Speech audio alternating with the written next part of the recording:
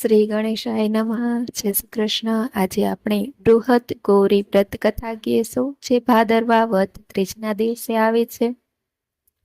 વ્રતની વિધિ કહીશું, કથા કહીશું. જો વિડીયો પસંદ આવે તો ચેનલને સબસ્ક્રાઇબ કરવાનું ભૂલતા નહીં, જેથી આગળના વિડીયો તમને મળી રહે.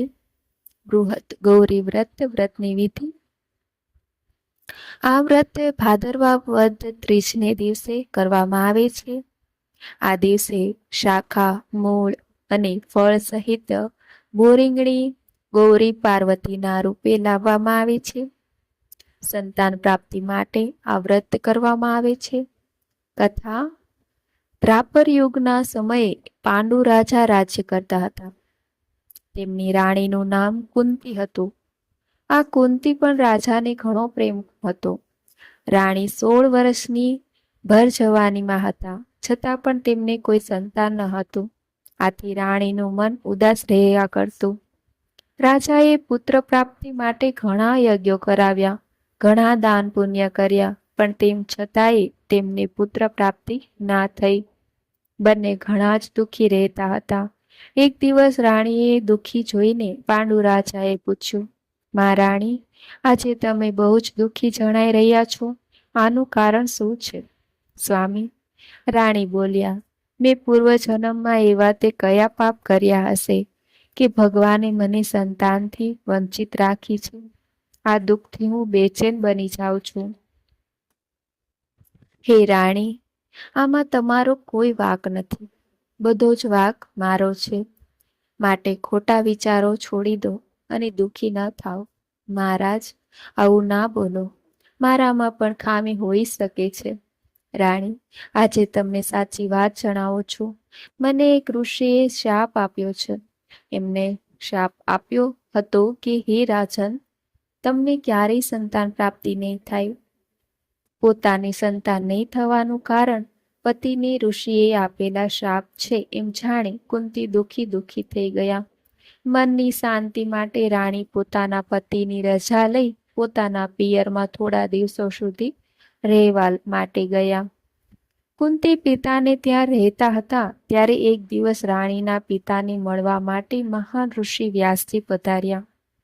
રાણીએ વ્યાસ મુનિની આગતા સ્વાગતા કરી અને ખૂબ જ સેવા કરી.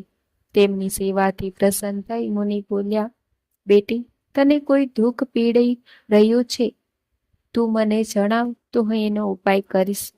ત્યારે કુંતી બોલી, હે મહર્ષિ, મારા પતિને શાપ છે કે તેને સંતાન થશે નહીં. આપ મને એવો કોઈ ઉપાય બતાવો કે જેનાથી મને સંતાન પ્રાપ્તિ થાય અને પાંડુવંશ આગળ વધે. મહર્ષિ બોલ્યા, કહ્યું કે હે બેટી, તું બૃહદ ગૌરીનું વ્રત કર. આ વ્રત પૂરી શ્રદ્ધા અને ભક્તિભાવથી કરવાથી તને જરૂર સંતાન પ્રાપ્તિ થશે.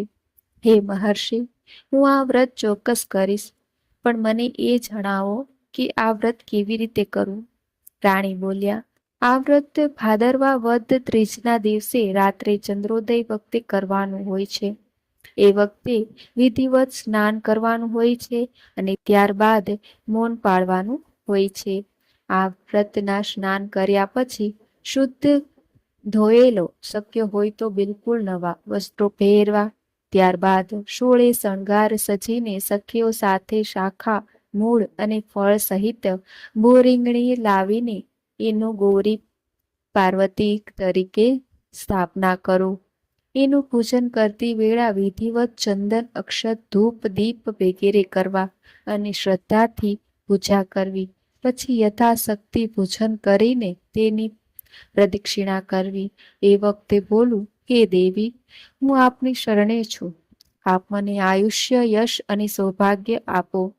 આમ બોલ્યા પછી 5 તાતણાનો બનાવેલો દોરો ગળામાં પહેરવો અને પછી આ વાર્તા સાંભળવી. આ કથા વાર્તા સાંભળ્યા પછી 5 ઘઉંના લોટનું પકવાન બનાવો. ત્યારબાદ એમાંથી અડધું બ્રાહ્મણને આપવું અને અડધાનું પોતે ભોજન કરવું. આ પ્રમાણે 5 વર્ષ સુધી આ વ્રત સતત કરવું. પછી છેલ્લા દિવસે એટલે કે 5મા વર્ષના છેલ્લા દિવસે બોરીંગણીના જળ ફળ જેવડું જ સોનાનું ફળ તૈયાર કરાવવું. એની અંદર 24 વીજ કરવા. ત્યારબાદ દેવીની સામે એનું પૂજન ન કરીને તેની સ્થાપના કરવી. ત્યારબાદ ખૂબ જ શ્રદ્ધા ભાવથી આચાર્ય તેમજ ભૂદેવોનું પૂજન કરવું. પછી 5 સૌભાગ્યવતી સ્ત્રીઓનું પૂજન કરવું. વસ્ત્ર, અલંકાર, કચુકી, તારક તથા ગળામાં નાખેલ દોરાનું હારનું પૂજન કરવું.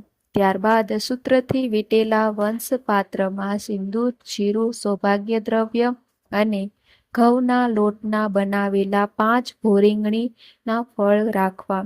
પછી પ્રેમથી 5 બ્રાહ્મણ અને 5 સૌભાગ્યવતી સ્ત્રીઓ ભોજન કરાવીને એમને આ ભોરીંગણીના ફળો આપવા. સોનાનું કરાવેલું ભોરીંગણીનું ફળ પોતાના કંઠમાં ધારણ કરવું.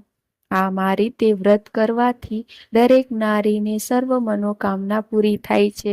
રાત્રે આટલી પૂજા વિધિ પછી વહેલી સવારે ઉઠીને આભૂષણો અને અલંકારોથી સજ્જ થઈને ગીત ગાતા ગૌરીને લઈને નદીએ જવું અને પ્રાર્થના કરી નદીમાં વિસર્જન કરવું. રાણીએ વ્યાસમુનિ પાસેથી આ વ્રતની વિધિ અને મહિમા પૂરેપૂરો સાંભળી લીધો. તેમણે મનોમન આ વ્રત કરવાનો સંકલ્પ લીધો.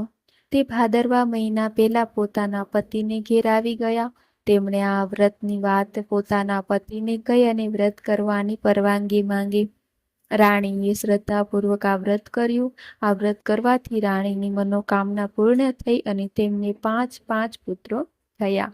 આ વ્રત કરવાથી જેવું ફળ કુંતી રાણીને ફળ્યું તેવું ફળ આ વ્રત કરનાર સાંભળનાર સૌને ફળે એવી માતાજીને પ્રાર્થના.